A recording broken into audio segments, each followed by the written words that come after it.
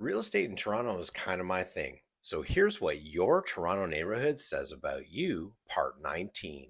If you live in a place where people come for the Instagram photos but leave with frostbite and overpriced olive oil, you live in the Distillery District.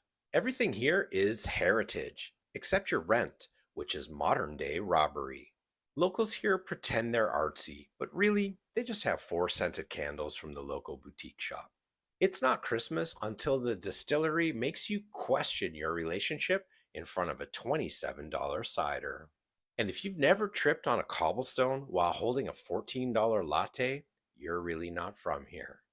If you live in a place originally built for Pan Am Games athletes, but now occupied by couples who get winded just walking for a local coffee, you live in the Canary District.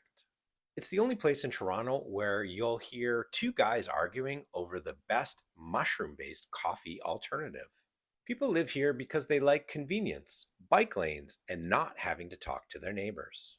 Your condo fees pay for a rooftop you've never used and a concierge who silently judges your Uber Eats orders. And the only crime here is when someone brings non organic produce into the building.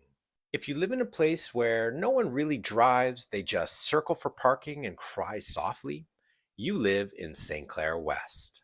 You'll find more strollers than parking spots and more dogs than people. You haven't really arrived in this neighborhood until you spend 17 bucks for tacos served on a clipboard.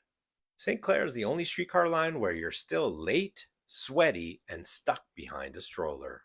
You moved here for the charm until you realized you dropped over $2 million on a semi with no parking and character issues. Hit the follow for more neighborhood fun in Toronto.